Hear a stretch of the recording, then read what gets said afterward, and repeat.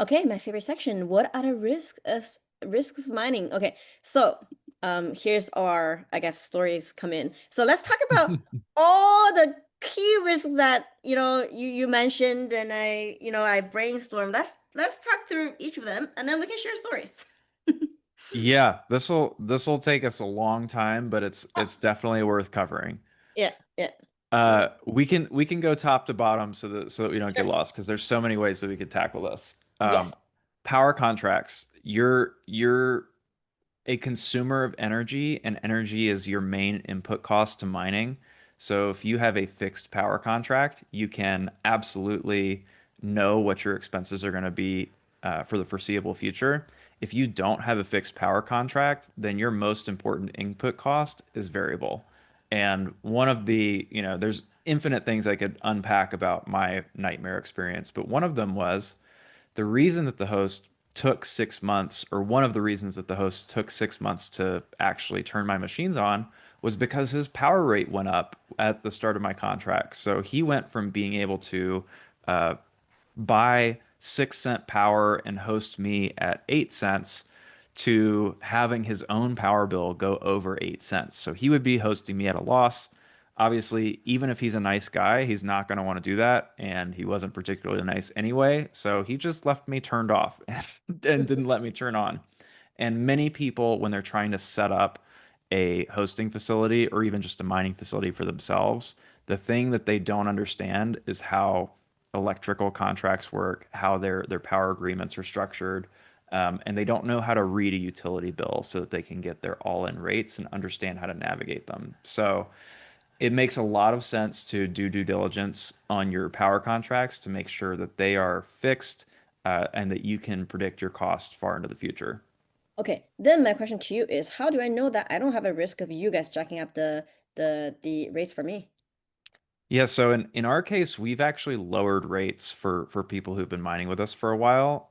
When we started out, we were quite small, and so we didn't quite have the economies of scale of being able to make enough margin to uh, get people the lowest price. But at this point, we're now with 5 facilities and more than 1,000 rigs under management, and so we've actually taken our early clients' power bills and lowered them.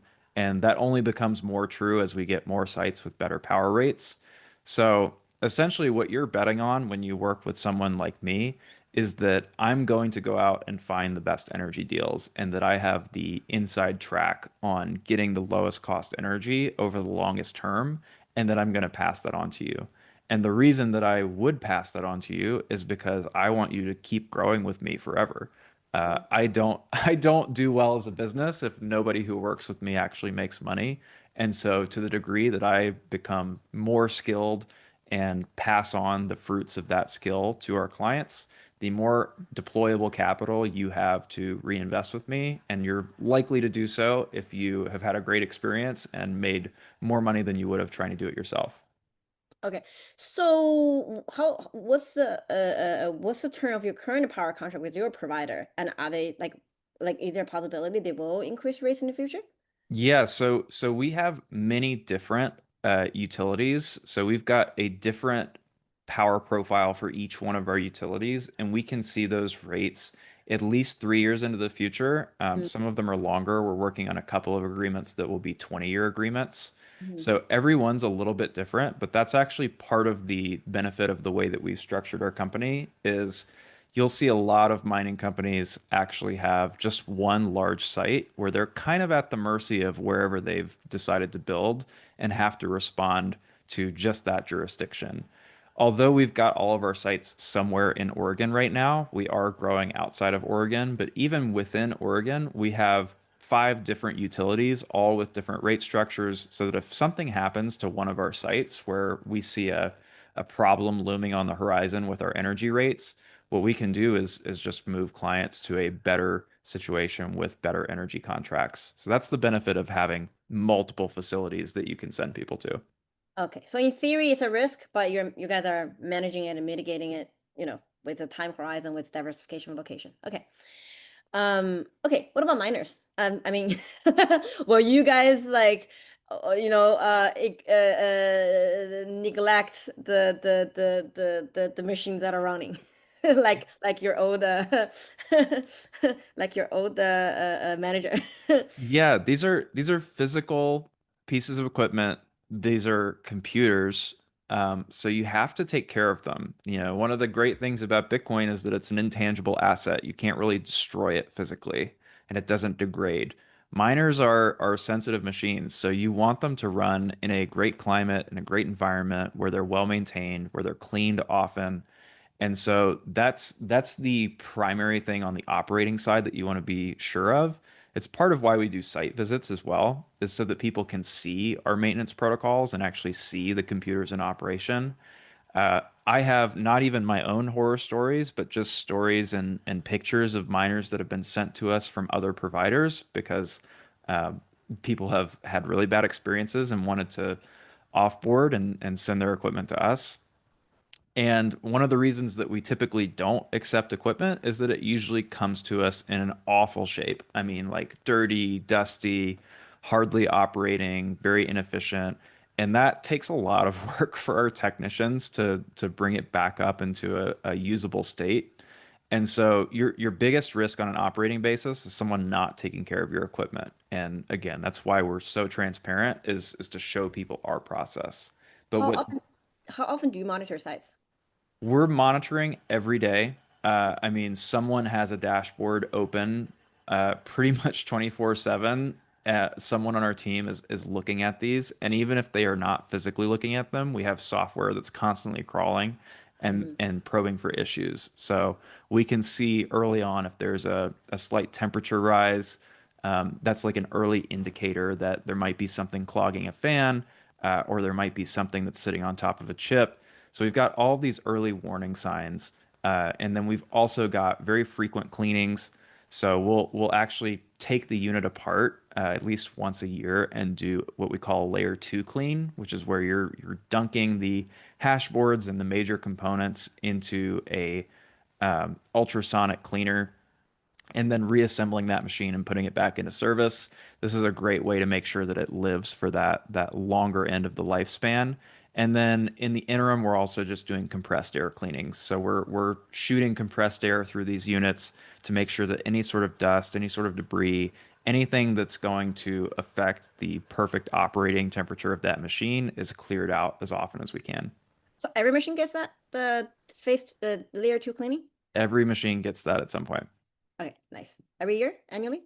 Every year. And the other thing that we didn't touch on, but is just as important, we've been sent some equipment from people in the past, and it's part of why we typically don't let people send us equipment. Uh, when you work with us, we're actually procuring the right miner. Like we're working with people who are well established, and we know exactly what we're looking at and what we're procuring. One of the dangers and one of the things that affected me early on was thinking that I knew what I was getting and sort of doing like comparison shopping and trying to find the quote best unit and actually not knowing what I was looking at and picking the wrong miner. So even outside of operating the miners, just picking the wrong equipment can severely impact your ability to get a return and your whole experience. So that's part of why we have a few set models that go through our procurement process rather than letting people just go out on eBay or Amazon where they're probably going to overpay and get the wrong thing. Right. And now that we're talking about the miners equipment itself, what about we can talk about the infrastructure and insurance as a as a topic together. So like what if a fire breaks out? What if it's getting flooded? Like are there insurance or infrastructure risks that you're mitigating or you're managing? Yeah, what we like to say is that your best insurance is someone who knows what they're doing and is a good partner, and that is true. It's good to carry insurance as well, but in the end, you really want to be operating, and so all of these risks need to be mitigated up front. The two things that we can control are building really solid, high quality infrastructure that's purpose built. And that means that they're very resistant to having any kind of fires. These aren't like wooden sheds that are running miners, which there's pictures floating around of all kinds of fire risks. In fact, uh, I have one person who we're aware of who's in our area had their own facility, mostly wood construction, and that actually caught fire. One of their five buildings caught fire, unfortunately, and that was a huge loss. So building the right infrastructure up front is super important to this because even if it's covered under insurance, you're losing out on the ability to make income. And if that happens at the wrong time in the cycle, you're going to be very disappointed. So So you guys don't have wood structure? we do not use wood structures. In most cases, we're actually using purpose-built Mm, modular containers. So these are steel structures. They're not flammable. Even if a miner catches fire inside, that's going to be localized just to that unit. It's not going to spread to other racks or the structure itself. So that's just a function of good design. I Uh, see. we also live in a great climate here in Oregon. So in Oregon, you've got very few natural disasters. There's no tornadoes, there's not really earthquakes or tsunamis or anything like that. It's a very natural disaster resistant region, and it's part of why we have some of the largest data centers in the world here, is because it is so stable and it is so moderate year round. Mm, So just picking the right place and building in the right way is a huge mitigator. But on top of that, you can get insurance on these units. mm, We find most people do not choose to get insurance on them because it cuts into their ROI and in most cases is overpriced for what it is. So at the threshold of about $1 million in equipment, you can start to see it pencil out and make sense. mm. But if you're at say 10 units and 100K, we're happy to get you quotes on what it takes to insure that unit, but you'll usually find out that it doesn't make a whole lot of financial sense. And so, again, So, your so in best protection is having someone who's taking care of your stuff. theory, right, right. So in theory, it could all burn down. In practice, you think you guys are doing a good enough job to prevent that. Okay. Right. In theory, it's available to everybody, and in practice, Not almost everybody. nobody has chosen to insure their equipment. That's a good way to put it into perspective. Okay, we talk about insurance, we talk about infrastructure. I think you guys are also right beside a water dam, which makes it the renewable energy stuff, right? So let's talk about that. Because some of my audience are already pressing me, how can you be environmental friendly? Like how can it be? It is you guys are using a lot of energy to do nothing, and that's just you know. So tell us about that. Yeah, so this I actually just finished doing a talk on this at the Bitcoin conference in Las Vegas, Okay. and I think the core of it boils down to if you don't think what we're doing is valuable, then any amount of energy that we use, you're going to say is a waste. But my perspective is this is a global financial network that is providing freedom and financial access to people who in many cases don't have it and don't have any other way to get it. And so there is a huge amount of value to being able to provide this. And what I don't think people understand is that the existing financial system uses way more energy than the Bitcoin network, like an order of magnitude more energy to run our banks, physical offices, data centers that power the traditional financial networks. And so in comparison, it's a much more efficient network. What's also really cool is that it's provably the most renewables based network in the world. So more than half of the Bitcoin network runs on renewable energy. And that's partially because Bitcoin miners are always seeking the cheapest energy, which usually ends up being either renewable, surplus, or stranded energy. Anytime someone comes in with a use like running their home or business or other types of manufacturing processes, they're usually willing to bid far more on energy than a miner. And so we naturally seek the types of energy that other people aren't using. And that's exactly the case with us, where we tap into a local city grid where they had extra capacity, they were not using all of their energy, and most of it, or large portion of it, was going to waste. So literally water flowing over a dam, but never producing energy at all. And by having us there to consume it, they actually were able to increase their tax base, increase their utility revenue, qualify for additional infrastructure development that they couldn't previously because they had nobody using it, and make use of a wasted resource. So it really is holistically beautiful, and we get to remove waste from a system. So that's interesting. Did you just say that Bitcoin network is the one with the most renewable energy in the world? To my knowledge, it is the industry that has the largest share of renewables Ah, powering it of mhm. any industry in the world. Interesting. Very interesting. Okay. Okay. All right. So we talk about natural disaster. Well, well, we can briefly touch on logistical providers because I think you mentioned you guys would have insurance when it's in transport or something like that. Oh yeah, so we absolutely insure the machines when they're in transit to us. Mhm. So that's a point where part of the reason that we do all of our own procurement and have people just work through our process is that we've got the agreement set up, the insurance set up, the process set up so that if anything happens in transit, we're covering it and we're getting you a new unit. Yeah. When people send us their units, they don't always set this up the right way. And so as long as that is under our umbrella, we're going to make sure that you're covered. Great. Okay. Eh, this used to be a big topic, I guess, political geographical, but I guess with how the legislation is changing and how, world leaders are changing their attitude on this, I think it's only going to go up. I think it's only going to be more open in almost all the countries.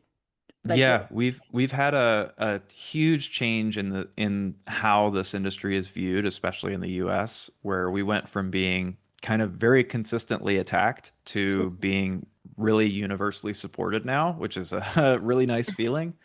And so I would say that the US has become, and kind of already was, but is pretty obvious now, the safest place in the world that you can mine.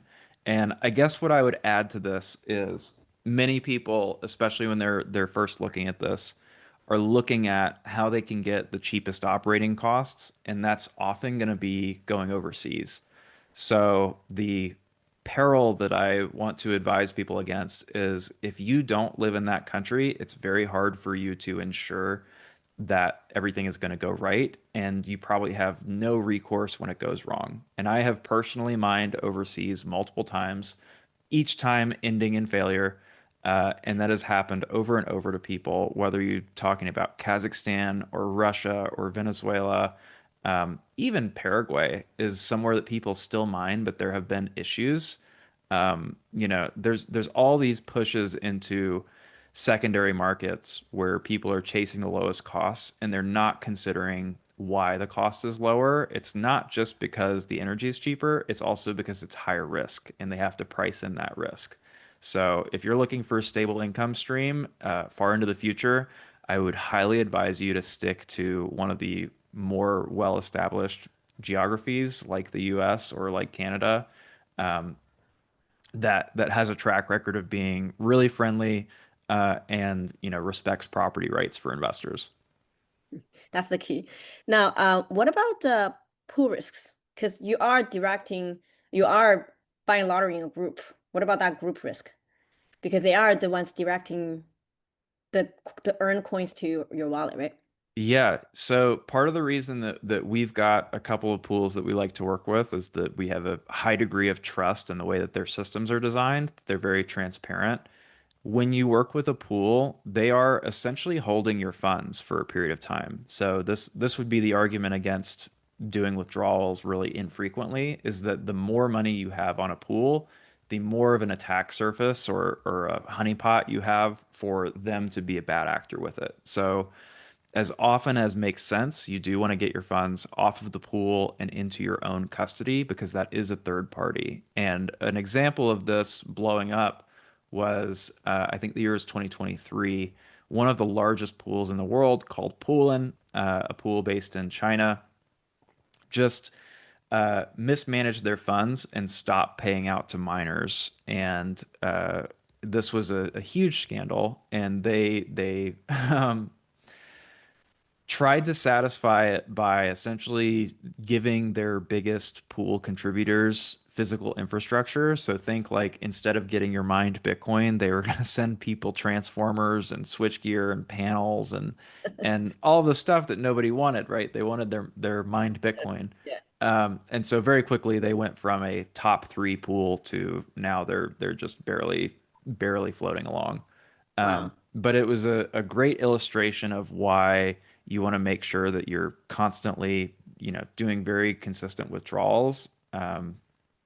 That said, most pools have been good operators for years and years, so this isn't a frequent thing that happens, but it is something to be aware of. It's just like when a bank goes under and it's not covered by FDIC insurance. That unfortunately, if your money was in that bank, you can't really get your money back. So you want to make sure that you're taking custody of your funds as often as possible.